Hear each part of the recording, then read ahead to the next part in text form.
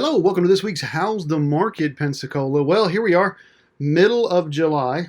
I actually am recording this on Tuesday. I normally try and record these on Monday, but I wanted to wait this week because I wanted to wait for the JP Morgan Chase quarterly call. One of the things I'm paying attention to, Chase is actually one of the bigger banks, and I want to pay attention to see how much of the book of business they have is actually in deferment. Because I keep getting all these responses from these so-called experts, and some of these people are just experts in their own mind, telling me that we're going to have another foreclosure crisis. That, people are deferring, and that we're going to have another foreclosure crisis. So I wanted to hear directly from the CEO of Chase, because I knew that at the end of the first quarter, they said only 2.9% of their book was in deferment. So I wanted to hear what their book looked like. They made actually two things on this morning's call that caught my attention quite a bit. They said that it is up to 6 point something now. I want to say it's 6.4. Don't quote me on that. You can go back and listen to that. Just go to JP Morgan Chase's website. You can listen to the entire quarterly review.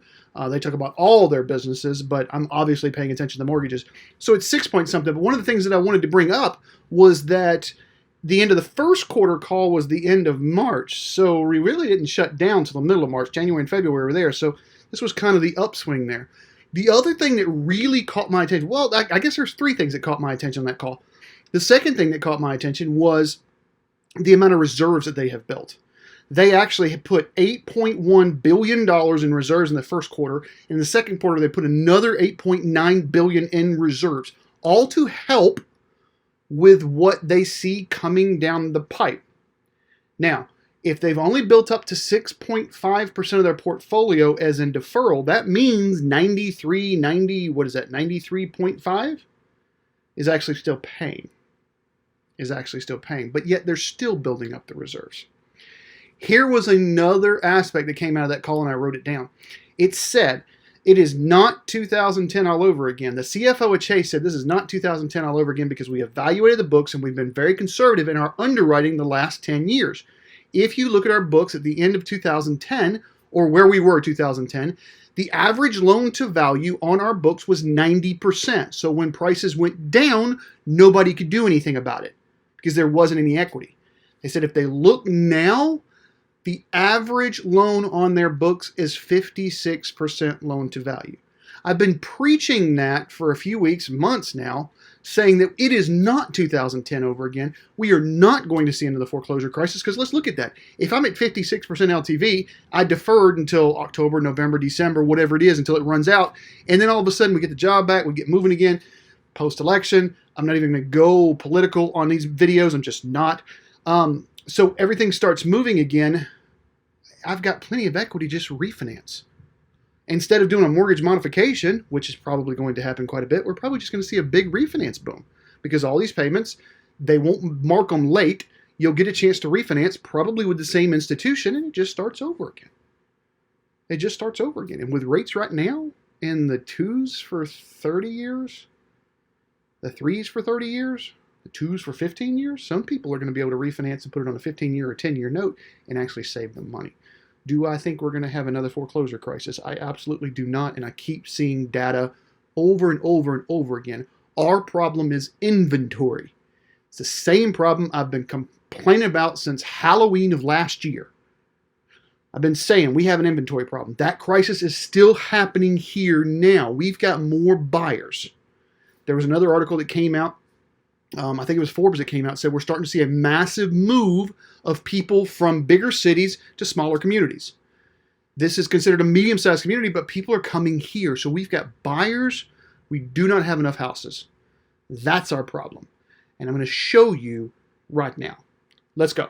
I'm a man on a mission. My mission is to help people break through all the noise out there and don't need no permission. I want to help you get to actual truth. Don't you just want the truth?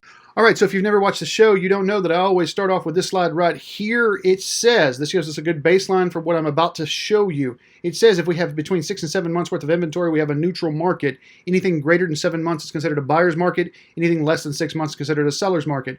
What the slide does not say is anything greater than 9 months considered a hyper buyer's market. Anything less than 3 months, anything less than 3 months is considered a hyper seller's market. Look where we are, and you understand what I've been saying at the beginning of this video.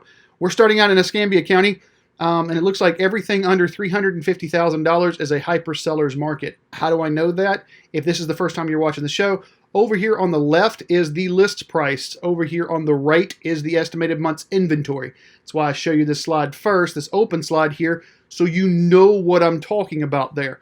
Here we're saying everything under $350,000 is a hyper seller's market, and to be honest, it's everything under $450,000. The $350,000 to $399,000 shows 3.1, so technically under our definitions, that's just a seller's market, not a hyper seller's market. We see a lot of new builds right here, and sometimes in the MLS, the new builds will have one address, and even though they'll sell 16 addresses in a neighborhood of 200, that one address will stay active. So we're seeing a little bit of confusion there. There's a little bit of numbers that are messed up.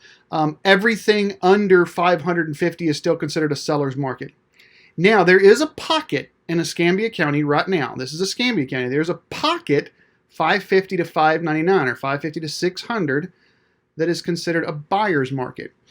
And again, technically under our consideration, it's considered a hyper buyer's market. Okay? But that's a little pocket that we have. Even if you come down here to the 700,000 plus, the ultra luxury, it's barely over a neutral. It is technically a buyer's market there, but it's barely over a neutral.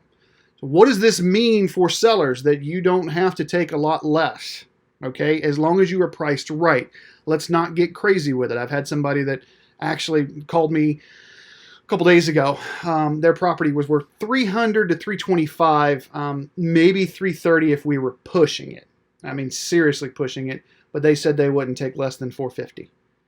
And I told them I'm just not the right person, because it doesn't make sense. You've got a point. There is a seller's market here, and a lot of this is a hyper seller's market. And if you look at that $400,000 to $450,000 is a hyper seller's market.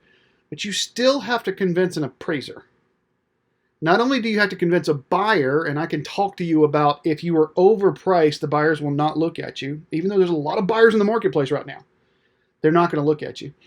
If you're overpriced, let's say somebody falls in love with that property, but all the comps said you're at $300,000 to $325,000 and we're under contract for $410,000, you're just going to wind up disappointing yourself because the bank's not going to lend on that.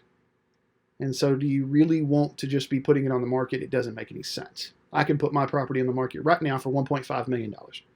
It doesn't mean I'm going to get $1.5 million. If somebody wants to pay me $1.5 million, I'd move. It's not happening because my property is not worth $1.5 million. Anyways, so let's not get crazy with it. What this means for buyers. And I'm going to show you Santa Rosa County, which is even worse than this. In Santa Rosa County, and for both the counties in our areas, what does it mean for buyers? It means that you cannot come in drastically under list.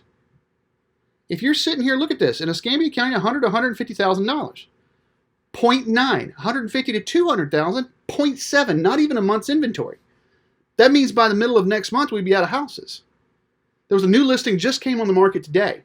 It's not even in the MLS. I spotted it on a public thing. Somebody put it in MLS in Orlando because that's where this particular agent is based out of, and they're just hoping that the Zillows and the Trulies and stuff will sell it. It's an attorney/agent. It is a short sale. They put it on there for $150,000 out towards off of Gulf Beach Highway. Okay, that property is going to go crazy. What they're trying to do is get low starting point and get a bidding war. But it is a short sale too, which means it's going to take time. Now, I don't know if perhaps they've got part of it negotiated because the listing agent is an attorney. So maybe they got some of it located, but I know we don't see a lot of short sales right now. If you were talking to me in 2012 or I just had on my memories on Facebook when I was doing an interview for Channel 3 in 2011, and I was talking about short sales, and I was talking about foreclosures and what was happening there.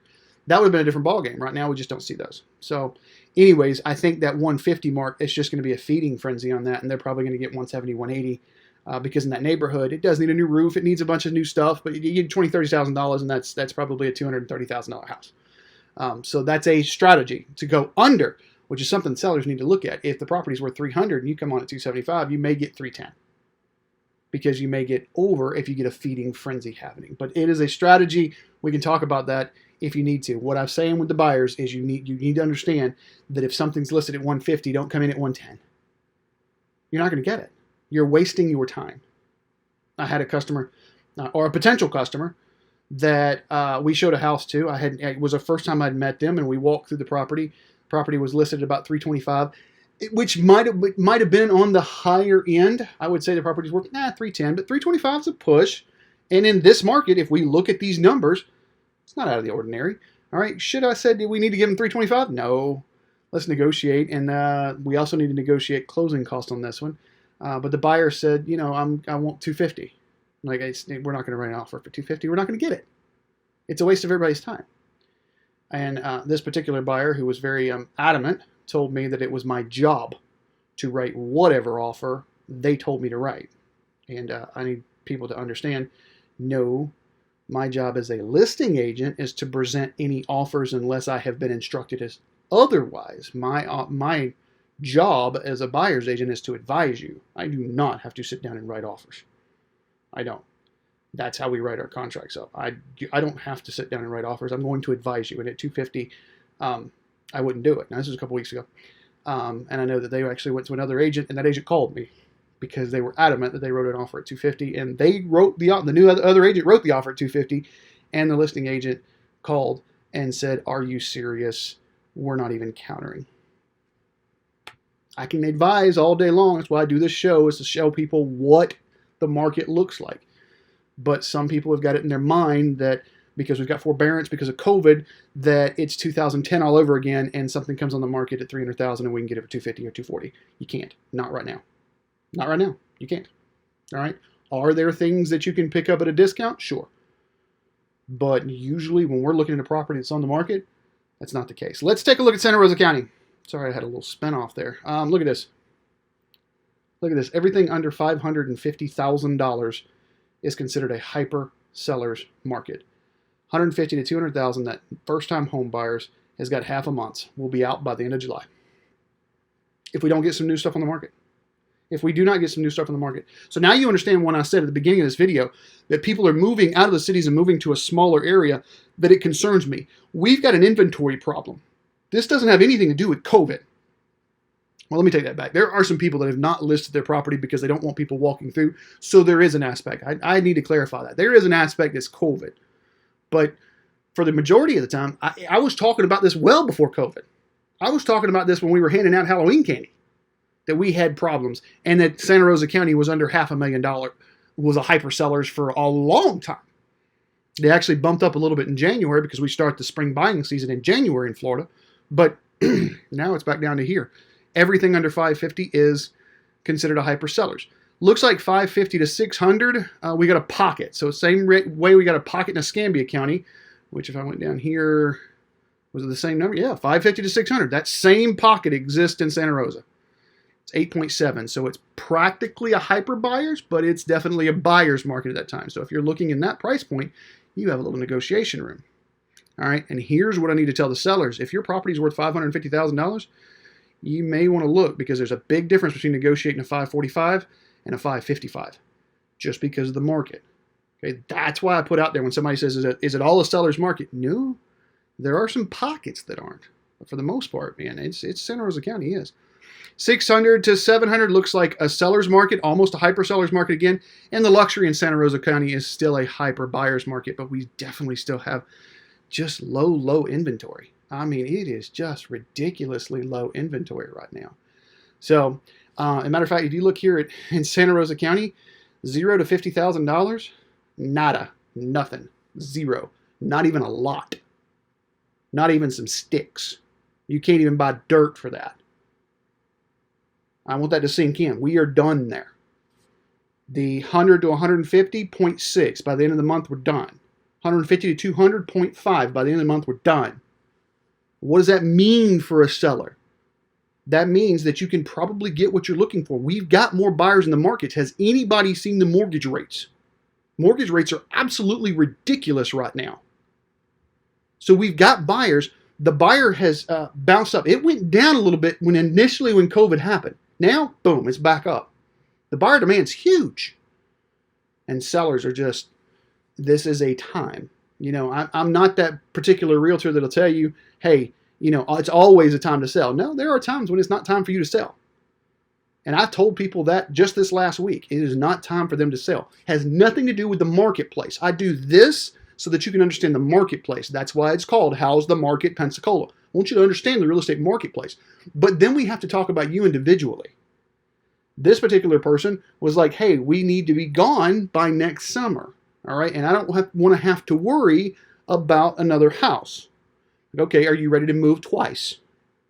Like move into an apartment? No. I want to stay here until next summer. Well, then now is not the time to put your property on the market because it's just not. We need to wait. And some people are getting nervous because they're wanting to know what happened, and there's a little bit of uncertainty there. I don't see anything. There is nothing showing that we're going to have a massive surge of properties or a massive surge of bank-owned properties or short sales. There's nothing that says that.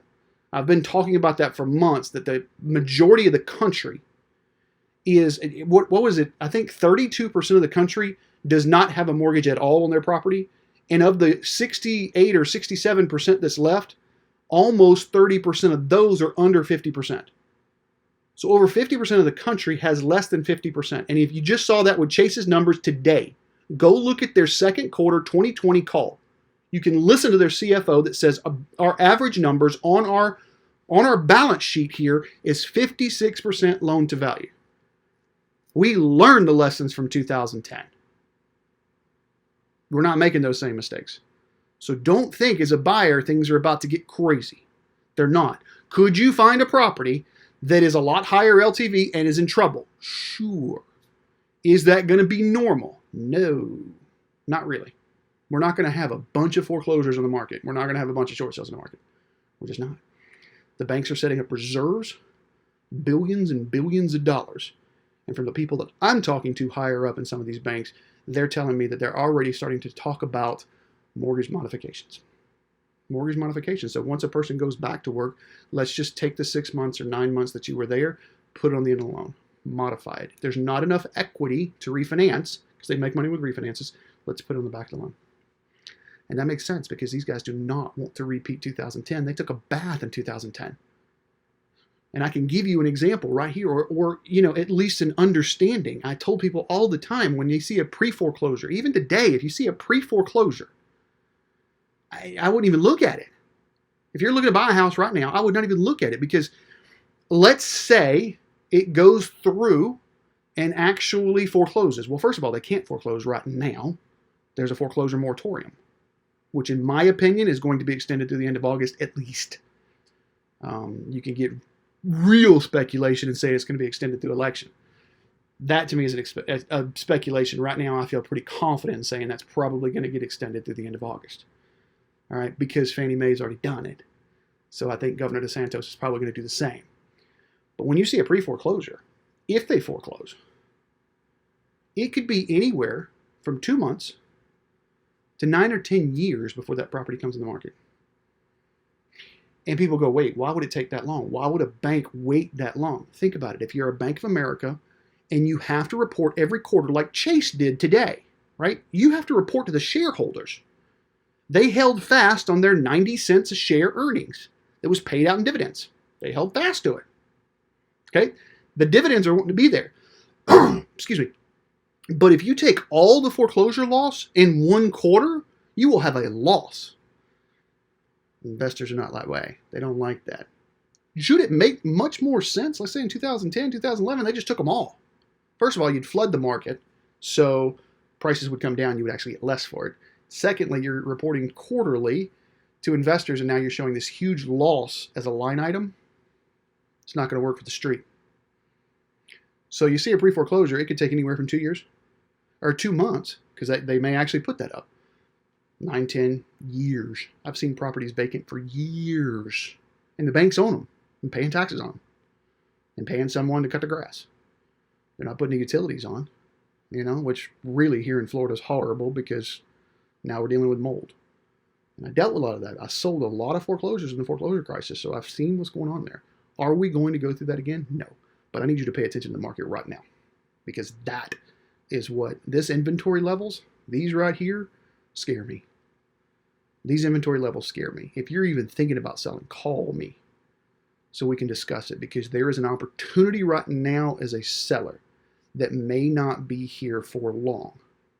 I don't do that to scare. I do that to tell you the marketplace. That's why I do this whole show. All right.